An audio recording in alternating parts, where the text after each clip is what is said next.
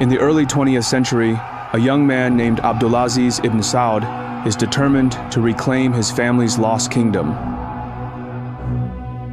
Born in 1876, Abdulaziz grew up in exile in Kuwait after his family, the House of Saud, was overthrown by the rival Al-Rashid clan.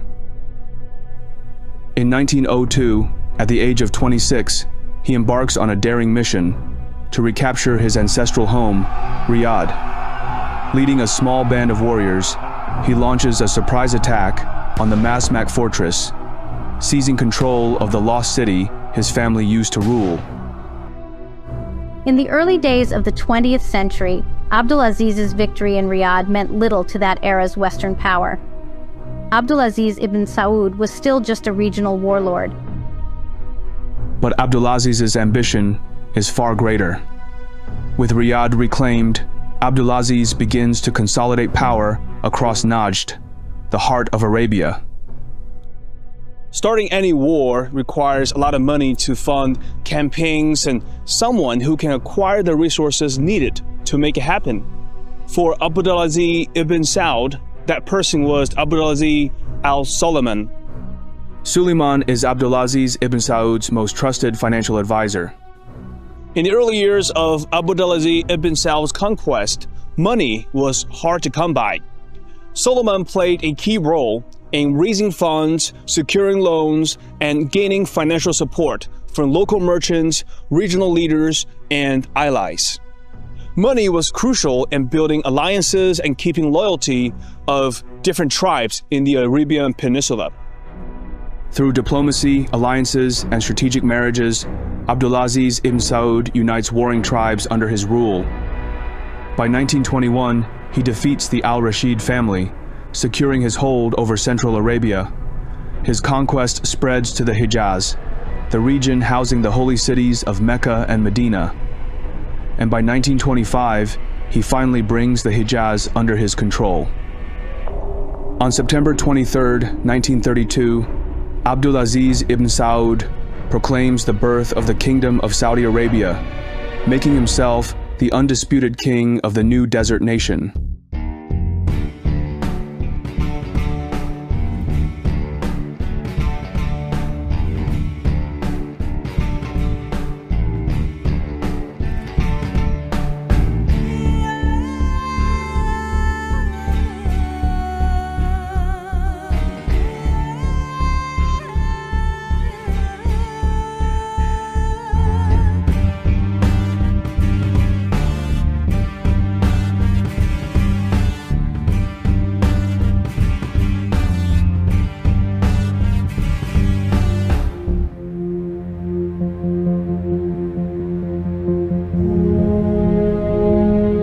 Abdulaziz ibn Saud succeeded in uniting the tribes and founding the Kingdom of Saudi Arabia, the newly formed nation remains impoverished, with limited infrastructure and resources.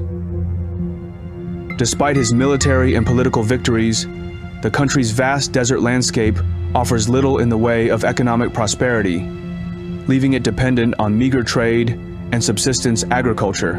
Even though he ruled an area just larger than Alaska, in 1932, Abdulaziz's capital city of Riyadh still looked much as it had for 100 years. The Saudi kingdom desperately needed cash. But a monumental discovery is on the horizon, one that would transform Saudi Arabia's fate. And it would come from a surprising source, deep beneath its sands, uncovered by American hands.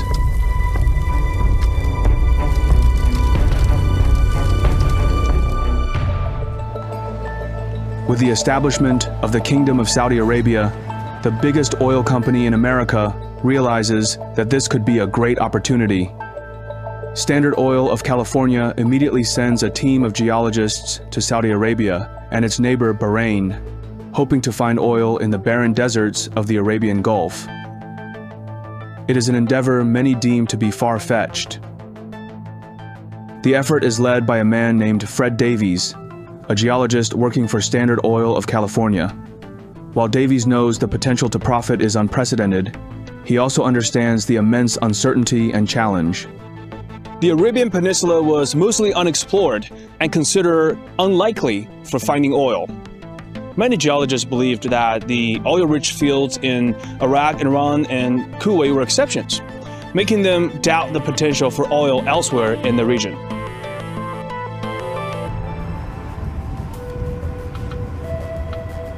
Davies finds an island kingdom in the Arabian Gulf, one he deems to be more promising than other regions: Bahrain. But the problem is, many explorers and experts have already scoured Bahrain, and they all failed to find any oil. In 1931, Davies and his team set foot on the hot and dusty island, beginning their 2-year grueling journey in the midst of intense heat and with rudimentary equipment. But in June 1932, everything changes. At a depth of over 2,000 feet, the ground finally gives way to what they had been searching for: oil.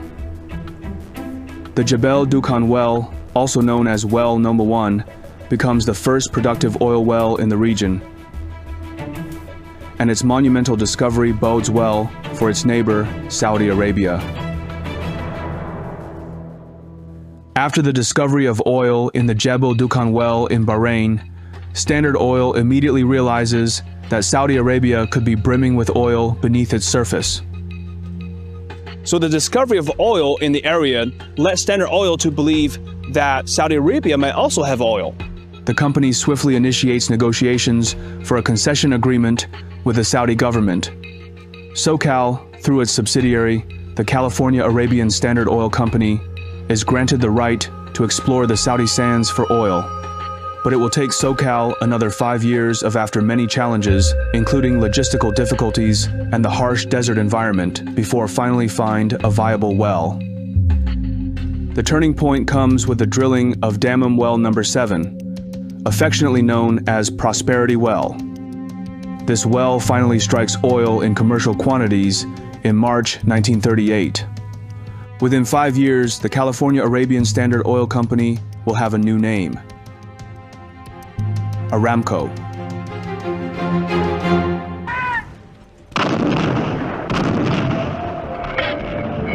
Aramco's oil production continues to operate at increasing speed, despite World War II. And the success was largely due to the industrial capabilities of Americans. They played a crucial role for not only extracting oil, but also creating the infrastructure needed for large-scale oil production in Saudi Arabia. With Aramco's massive success, Saudi Arabia's wealth skyrockets, especially for the royal family. In the golden glow of newfound riches, King Abdulaziz ibn Saud summons his trusted ministers, envisioning a transformed realm where sand meets steel. American construction companies like Bechtel pour into the kingdom, securing government contracts to modernize Saudi Arabia's infrastructure. Colossal cranes rise against the Arabian sky, building highways and cities with American expertise. The wealth generated by oil is unprecedented, rapidly transforming the desert country into bustling centers of commerce and innovation. But beneath the shimmer of prosperity, unchecked indulgences begin to spiral, and whispers of unsustainable extravagance rise.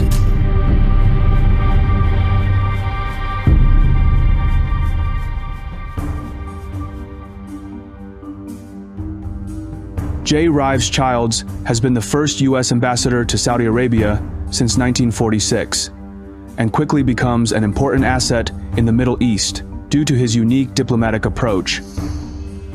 Childs himself cultivated what he described as an unusually close relationship with the king during his nearly 4 years of service. On one of my visits to his capital, the king went so far as to propose through one of his ministers that I accept a slave girl in my quarters during my stay. So significant a compliment was almost unprecedented, since the Muslim generally regards with abhorrence physical possession of a Muslim woman by an infidel. Despite the massive success of Aramco and the wealth it has generated to Saudi Arabia, Childs soon receives some alarming news. In an urgent meeting with Aramco's chief representative, Childs learns of a substantial loan Aramco has approved for the Saudi government, $6 million, interest-free. Childs quickly called Washington, and they found out that the king and the court had spent way more money than expected. A tribal leader in Arabia needed to demonstrate his strength and control on a continuing basis by providing for the tribe financially. Abdul Aziz saw his kingdom as a giant tribal confederacy that he had painstakingly crafted and diligently bought, married, and fought into submission. Maintaining order throughout the vast territory was best accomplished by maintaining the traditions that had worked for generations. The Americans realized that if the kingdom continues its spending spree, it could face bankruptcy and social unrest, jeopardizing U.S. financial interests. But what happens next will catch them completely off guard. The relationship between Saudi Arabia and the United States has come to a critical moment. With an ever-increasing demand for more profits from Aramco, King Abdulaziz ibn Saud threatens to nationalize Aramco, an action that would prove perilous for both parties. On November 28, 1950, they are forced to sit at the negotiation table. There's no doubt that if the country faces a financial crisis due to poor fiscal policies, it could also lead to social instability, which might even threaten King Abdulaziz's rule. This would be a major risk factor for the shareholders of Aramco. But for the King of Saudi Arabia, he needs the ever-growing funds for different purposes. Military superiority was only part of the battle. A tribal leader in Arabia needed to demonstrate his strength and control on a continuing basis by providing for the tribe financially. This meant responding to the needs and bequests of his people promptly and with gifts, justice, and cash. The negotiation lasts for a month, and neither party wants to compromise. Ever since the establishment of Aramco, the company has taken the majority share of the profits. But now, King Abdulaziz ibn Saud makes a bold demand. He wants 50% of the profits because he believes that is the only fair arrangement. For Aramco, giving away 50% of its profits will severely affect the company's expansion plan, significantly slowing its growth and reinvestment. And the US government also believes it is more important in the long term to keep its Saudi business partner happy than to try and maximize profits for now. They came out with a very clever arrangement. Aramco decided to give 50% of its profits to Saudi Arabia. At the same time, the US government allowed part of these profits to be claimed as a foreign tax credit, giving Aramco's a significant tax break. This arrangement came at a big cost to the US government's tax revenue, but it gave both Saudi Arabia and America enough financial incentives to keep the relationship stable and profitable. The Saudis used the Americans' misperceptions of them as unintelligent, greedy, and unmotivated to their own advantage in this situation. Suleiman and his deputies deliberately led the Americans on, telling them what they wanted to hear and temporarily placating them until the time was right.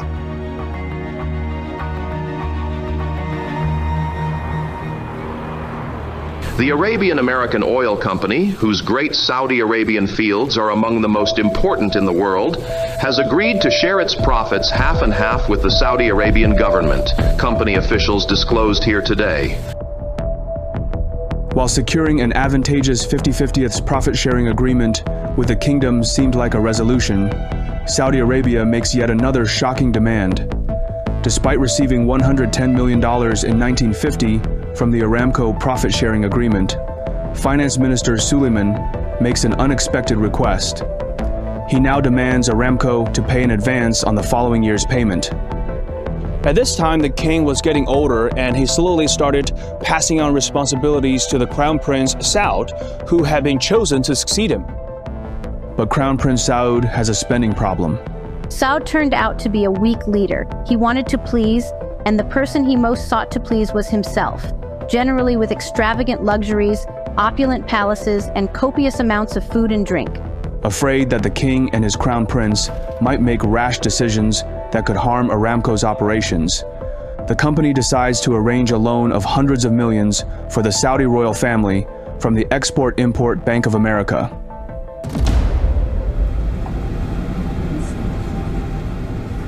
In 1953, at the age of 78, King Abdulaziz faces a decline in his health. The king's health had been declining for several years.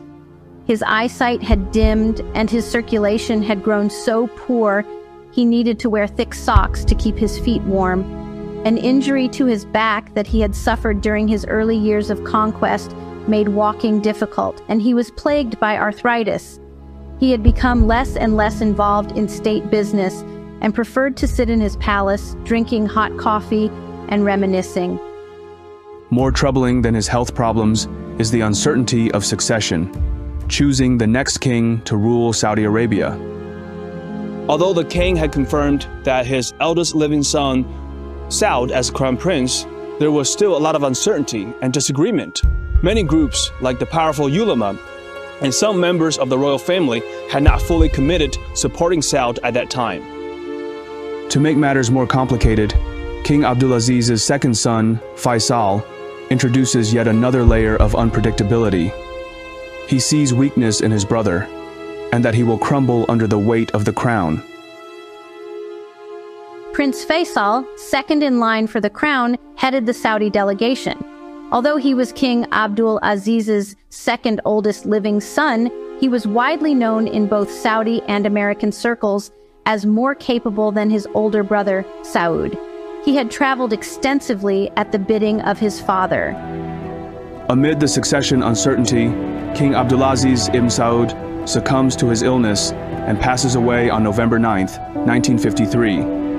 King Ibn Saud of Saudi Arabia, who won a desert kingdom with his sword and huge revenues by shrewd oil leases, died today after a long illness. King Abdulaziz's passing leaves a void that will be felt for generations. His conquest and unification of the nation were monumental achievements.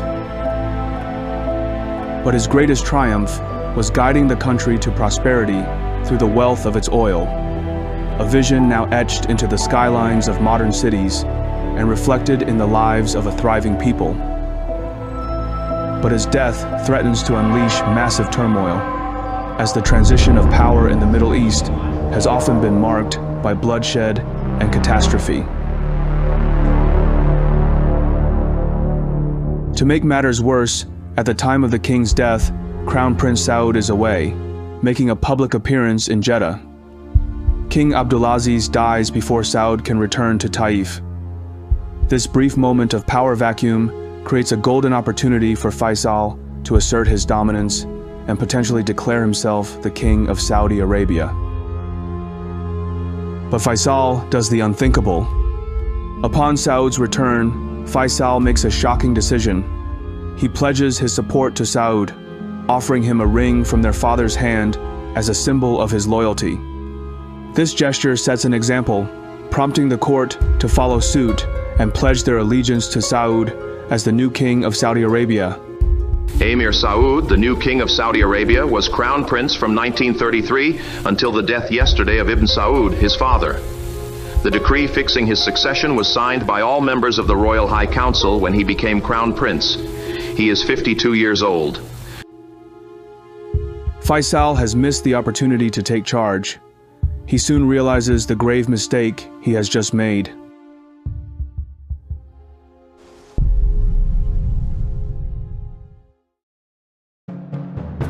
After the seemingly smooth transition of power from King Abdulaziz to King Saud, the nation's economic situation quickly deteriorates. By early 1958, the kingdom was on the brink of a serious financial crisis. The country was in debt, and Saud had directed the treasury to print currency to pay for the new government buildings he had decreed should be built. There was rapid inflation. And soon, a political crisis erupts. Despite his inner conflict about challenging his older brother, Faisal feels a deep sense of responsibility to ensure the survival of his family's rule and the kingdom. In early 1958, after securing the support of his fellow princes, Faisal takes control of the government.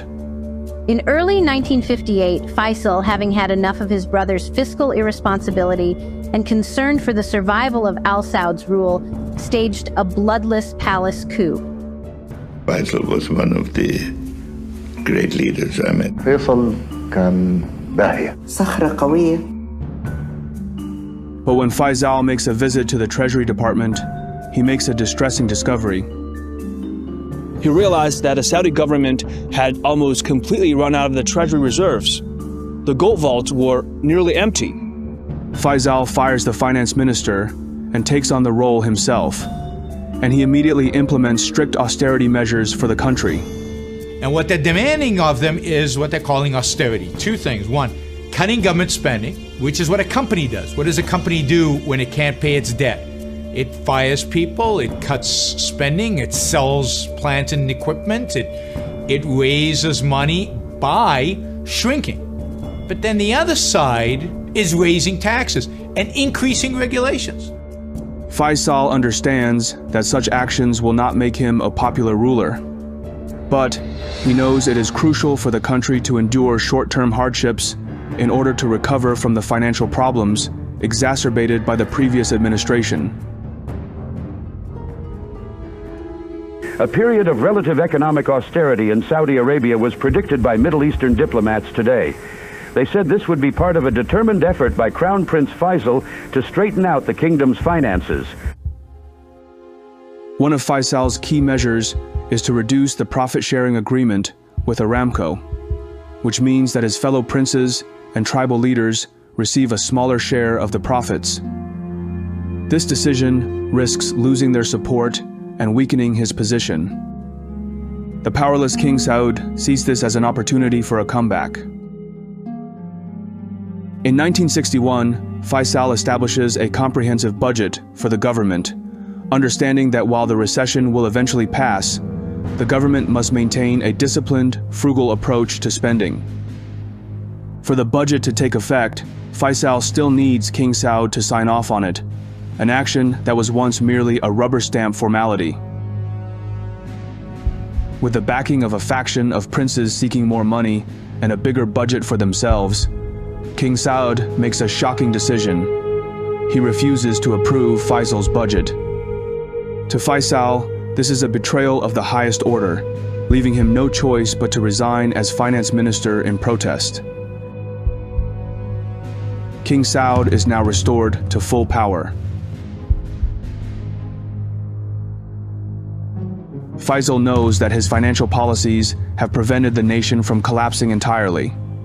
He also understands that it's only a matter of time before another opportunity arises, and when it does, he will be prepared to act decisively, this time without mercy. King Saud's extravagant lifestyle finally takes a toll on his health. In late 1961, he seeks medical treatment in Boston, United States, and later in Europe.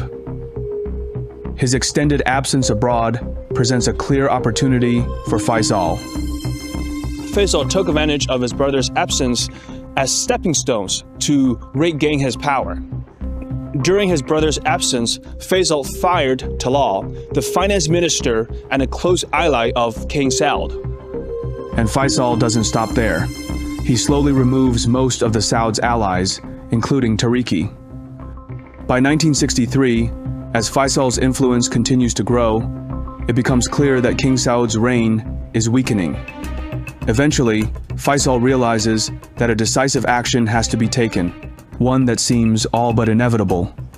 The long struggle for power between King Saud and Crown Prince Faisal of Saudi Arabia is over, and Prince Faisal is in complete control, sources close to royal family said here today. To solidify his rule, Faisal exiles his brother King Saud, ensuring he can never regain power. With his position secure, Faisal can now focus on implementing his vision for the country, and he needs someone with the experience and skill to help bring that vision to life.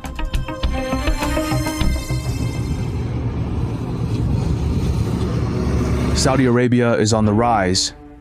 The discovery of oil has completely transformed the nation.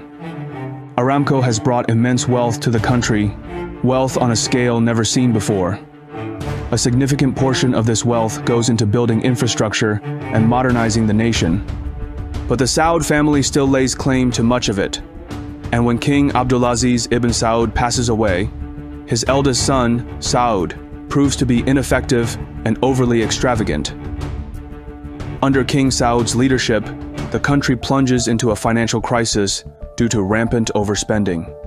Faisal, Saud's brother, steps in and, through intense political maneuvering, eventually ousts King Saud, becoming the undisputed ruler of Saudi Arabia. Faisal vows that under his reign, the country's finances will be managed with wisdom and foresight. But to do that, he needs someone smart and capable to serve as the finance minister.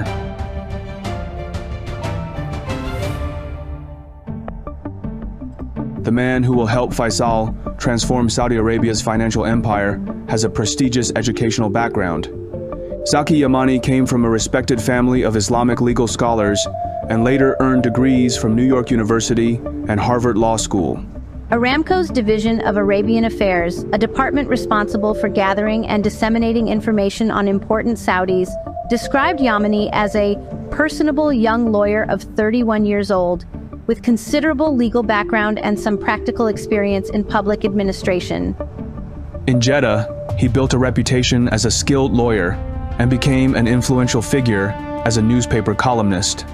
I didn't know it then, but Faisal was reading my articles very carefully. I later discovered that he used to read everything I wrote. Yamani was a friendly and moderate person. He rarely started any confrontations, preferring to influence others slowly and gradually to get what he wanted.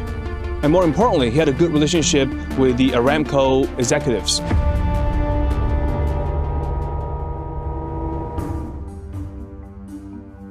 For Yamani, his role as finance minister comes with immense responsibility and high expectations. He understands King Faisal's ambitions and is determined to make them a reality. Yamani knows that the most critical driver of Saudi Arabia's prosperity is Aramco, and to secure the nation's future, Saudi Arabia must increase its control over the company. But he realizes that the Americans will not give up ownership willingly. A long-term strategy is necessary. Yamani did not reveal his vision for Saudi Arabia's oil industry until a conference in Beirut in 1968, where he openly declared that Saudi Arabia desired a 50% share in Aramco. He explained this desire not in terms of Tariqi's Arab nationalism, but rather as the best way for Aramco shareholders to guarantee their long-term interests. During the meeting, Yamani makes a bold declaration, demanding half ownership of Aramco.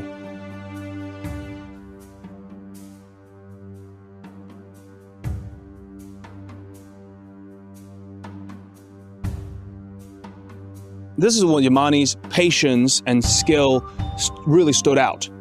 Yamani and King Faisal were both very patient. They decided not to push too hard and instead choose to wait and come up with a plan to gradually take control of Aramco. Over the next few years, Yamani skillfully negotiates with Aramco, gradually purchasing shares in the company. By 1972, Saudi Arabia acquires a cumulative 25% stake in Aramco. But for King Faisal, this is not nearly enough.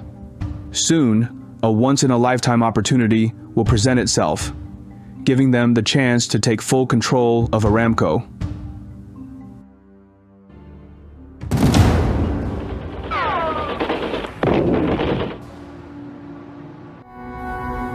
Good evening. The Middle East War produced developments all over the world today.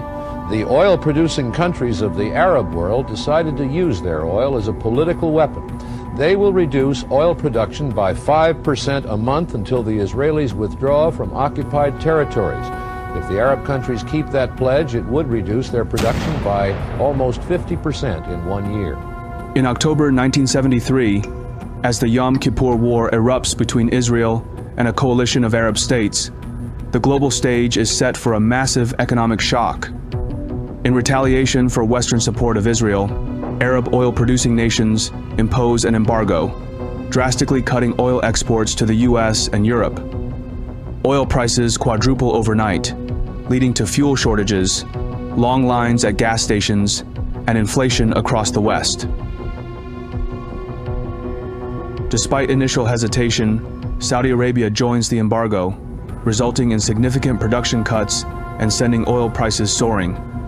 Although Saudi Arabia didn't own more than 50% of Aramco at the time, the kingdom still controlled the amount of oil exports, forcing Aramco to cut production and raise prices. Saudi Arabia leverages its sovereign authority to dictate the amount of oil exported, effectively compelling Aramco to comply with these production cuts. The rapid rise in oil prices during the embargo brings Saudi Arabia enormous financial gains and demonstrates the kingdom's growing control over its oil industry by 1974. Using this newfound leverage, Yamani finally persuades the American owners of Aramco to sell more shares to Saudi Arabia. By the end of 1974, Saudi Arabia secures control of 70% of Aramco, effectively taking over the company. For Yamani, it is a monumental achievement in his career. He is confident that under Faisal's leadership, Aramco will remain the driving force behind the nation's continued prosperity. For Faisal, owning Aramco means wielding influence on a global scale that his father could never have dreamed of. Controlling a significant share of the world's oil production positions Saudi Arabia as one of the most powerful players on the world stage. But Faisal has no idea what fate awaits him next. Zaki Yamani is a master strategist. As a businessman and diplomat, Yamani mastered the art of the game. He successfully leveraged negotiation, strategic deterrence, and asymmetric information to his advantage, outsmarting his American counterparts. To navigate today's world and its complexity, one must act and think more rationally. Brilliant.org is a fantastic place to start learning data-driven methods, strategy puzzles, and logic. It is a platform where learning is active, featuring thousands of interactive lessons in math, data analysis, programming, and AI. Great number of successful businessmen and financiers tend to think of the world as a game, and therefore they have a better grasp of how the world works. Brilliant's logical reasoning and data analysis courses lay a solid foundation for understanding how to navigate strategic interactions and decision-making processes. Each lesson is filled with hands-on problem-solving that lets you interact with concepts, a method proven to be 6 times more effective than watching lecture videos. To try everything Brilliant has to offer for free for 30 days, visit brilliant.org/Phineas or click the link in the description. You will also get a 20% off an annual premium subscription. On a warm day in March 1975, the Royal Palace in Riyadh bustles with activity as citizens and dignitaries gather for their regular audience with King Faisal. He is now a revered ruler for his wisdom and dedication to modernizing Saudi Arabia. Among the crowd that day is the king's nephew, Prince Faisal bin Musaid, who approaches the king for what appears to be a routine greeting. The two share a brief moment, a gesture of familiarity. Prince Faisal bin Musaid moves closer and, in a sudden and shocking moment, pulls out a pistol. 2 shots ring out, shattering the quiet reverence of the gathering. The bullets strike King Faisal in the head, and the crowd erupts into chaos. Gravely wounded, the king is rushed to the hospital as frantic efforts are made to save his life. Despite the doctor's best attempts, King Faisal succumbs to his injuries, leaving the nation in mourning and the world in shock.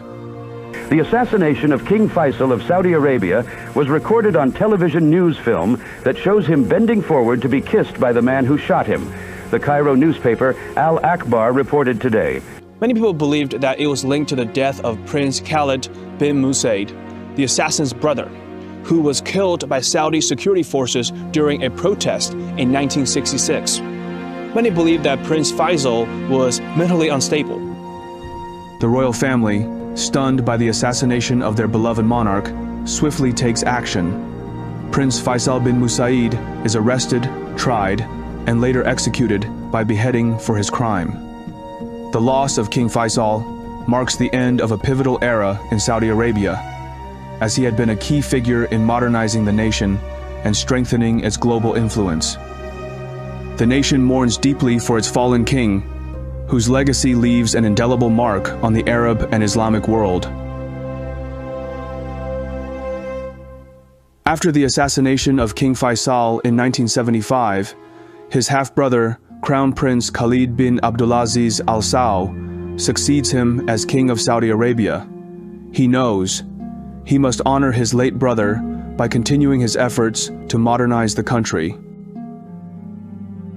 For Yamani, the passing of King Faisal is a significant blow to their plan to fully take over Aramco. Little does Yamani know, his own journey will also take a dark turn.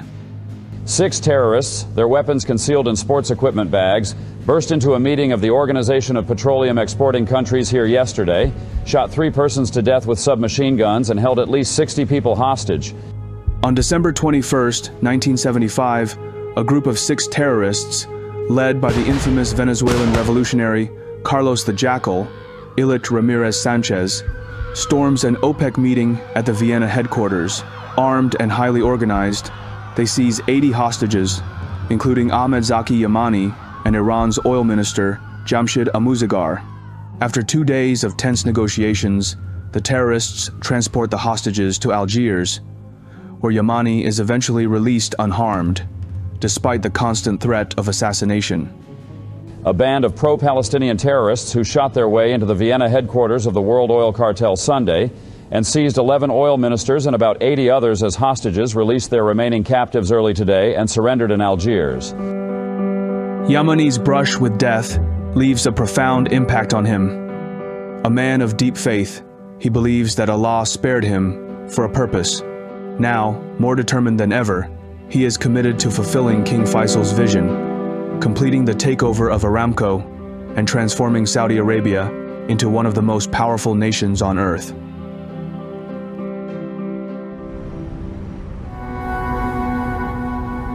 By 1976, Yamani finally convinces Aramco to sell 100% of its shares, but at a hefty price of $2 billion. The Arabian American Oil Company announced yesterday that a general accord had been reached on major issues involving the total takeover of the company by the Saudi Arabian government. Observers at the time did not understand why the American shareholders were willing to entertain negotiations to sell their shares. Well, the truth is, so long as the Americans could negotiate continued access to Saudi oil for at least a while, they could abide by Saudi ownership. In fact, it is known that one of the points of contention during the various stock purchase negotiations of the 1970s was the contractual guarantee of oil to these companies. Why were the Americans so willing to sell? It's so simple. The price was just too good. The achievement was largely due to Yamani's strategic use of patience and subtle intimidation. By 1980, the transfer of full ownership is complete, and Aramco is now entirely owned by Saudi Arabia. Saudi Arabia's full ownership of Aramco in 1980 significantly boosts its geopolitical influence and economic power. Controlling the world's largest oil company allows Saudi Arabia to dominate OPEC, stabilize global oil markets, and wield energy as a diplomatic tool. It also secures 100% of Aramco's profits, funding national infrastructure and modernization projects. But there was a growing skepticism about whether the kingdom could run the company as effectively as the Americans had. If the country can't manage and run the oil company as effectively as the Americans, Aramco may face declining revenues and strained international partnerships. As a result, Saudi Arabia's global influence could be significantly diminished. At the time of the buyout, Frank Youngers, a U.S. citizen, remains CEO, and the Saudi government decides to keep him in place to ensure stable operations until a suitable Saudi candidate is found. One of the great strengths of the Saudi government was their patience. Even after taking over the company, they weren't in any hurry to replace the employees with the Saudi citizens. They even allowed the American CEO to keep his job while they took their time finding a qualified Saudi citizen to lead the company. By 1988, that person is Ali Al-Naimi.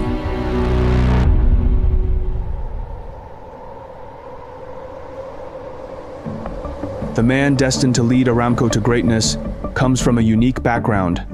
Ali Al-Naimi was born in 1935 in Saudi Arabia. But from a very young age, he already began his career at Aramco as an office boy in 1947. Over the years, he steadily worked his way up the company while pursuing his education in the US, earning a degree in geology from Lehigh University and a master's from Stanford University. Naimi was one of the first Saudis to rise through Aramco's ranks. He had been executive vice president and was the natural choice to serve as the company's first Saudi CEO. As the new CEO, Naimi focuses on increasing Saudi Arabia's oil production capacity to meet rising global demand and position the country also as the king of oil. And he also begins executing a crucial step of the plan: make Aramco fully Saudi Arabian. Naimi begins training local talent and steadily increasing the number of Saudi Arabian employees and executives. Throughout the 1990s, Aramco's power and influence grow, and Saudi Arabia emerges on the global stage as a force to be reckoned with. But neither Naimi nor Saudi Arabia could anticipate a quiet revolution brewing in the background, one that is poised to challenge their dominance like never before.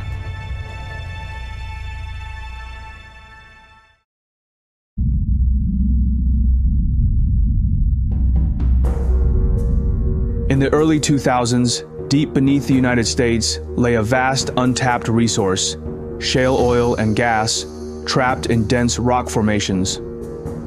For decades, it seemed too difficult and costly to extract, but a small group of pioneering engineers and geologists refused to accept this limitation, and their persistence would soon reshape the global energy landscape.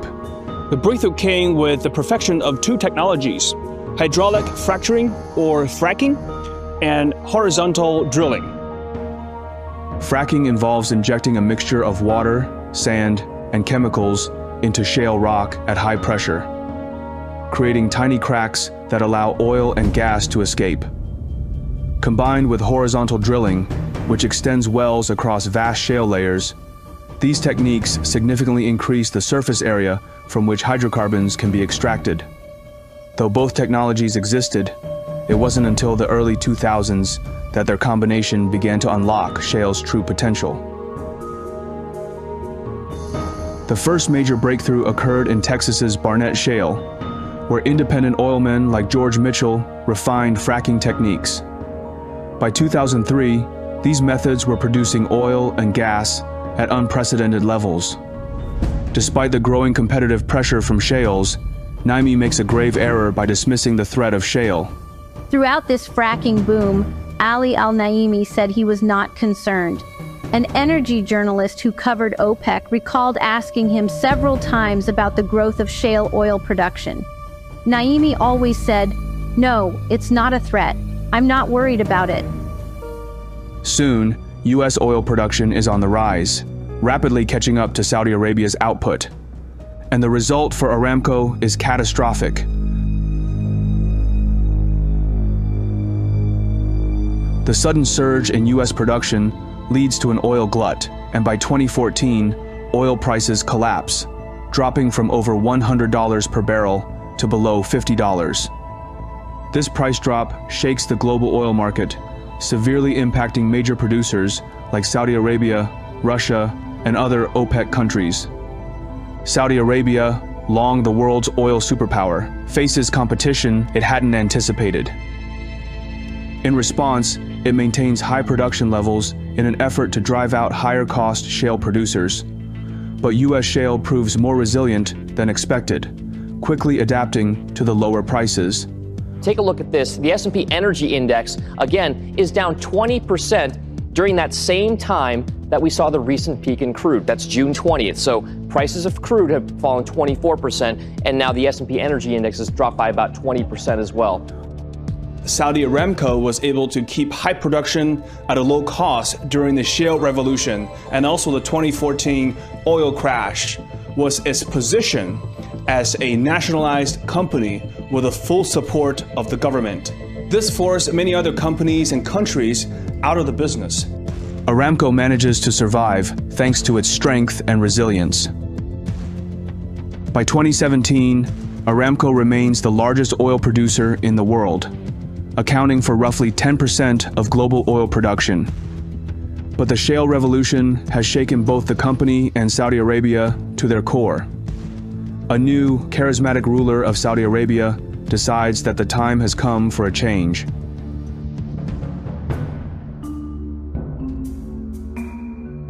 Crown Prince Mohammed bin Salman, born in 1985, is the eldest son of King Salman's third marriage. He quickly rises to prominence within the royal family, becoming Crown Prince in 2017 after his father assumed the throne in 2015. His ascent involves replacing his cousin, Crown Prince Mohammed bin Nayef, as the heir apparent, a move that consolidates MBS's power. Saudi Crown Prince Mohammed bin Salman has detained his uncle, two cousins, and a former crown prince, accusing them of plotting a coup. The move is being seen as an attempt to remove potential rivals to his succession to the throne before his father dies or abdicates.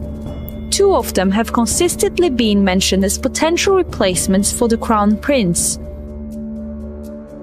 Securing his power, MBS launches an ambitious plan to modernize Saudi Arabia's economy through the Vision 2030 initiative. نعتمد بحول الله اليوم استراتيجية صندوق الاستثمارات العامة 2021 إلى 2025 التي تمثل مرتكزا رئيسيا في تحقيق طموحات وطننا الغالي نحو النمو الاقتصادي ورفع جودة الحياة وتحقيق مفهوم التنمية الشاملة والمستدامة في مختلف القطاعات التقليدية والحديثة. This plan aims to reduce the kingdom's dependence on oil, particularly Aramco, by investing in other sectors like tourism, technology, and renewable energy. Among the Vision 2030 initiatives is a shocking decision. Saudi Aramco has made it official and taken the record for the largest, biggest IPO in history. A few moments ago, it confirmed $25.6 billion had been raised with an IPO. Now, that in itself is not the biggest number, but extrapolate out the 1.5% sold to the total company, and it makes Aramco the most valuable publicly traded company in the world. In 2019, the partial IPO of Aramco is launched, selling a small portion of the state oil giant to raise funds for these diversification efforts. After the 2019 IPO of Aramco, Saudi Arabia enters a new era of economic transformation. The sale of a small stake raises billions for Crown Prince Mohammed bin Salman's Vision 2030, aiming to diversify the economy beyond oil. While Aramco kept leading global oil production, the kingdom began to invest heavily in tourism, entertainment, and renewable energy. Mega projects like Neom, a futuristic city, show their move towards innovation. From its humble beginnings, Saudi Arabia rises from the desert sands, transforming from a poor, isolated kingdom into a global economic powerhouse. Through strategic foresight and determination, the nation leverages its vast oil reserves, gains full control of Aramco, and reshapes the global energy landscape. Today, Saudi Arabia stands as a dominant force in world business, driven not only by its oil wealth, but also by its bold vision for the future. The kingdom's journey from poverty to power is a testament to its resilience and ambition, cementing its crucial role in shaping both the global economy and its own destiny.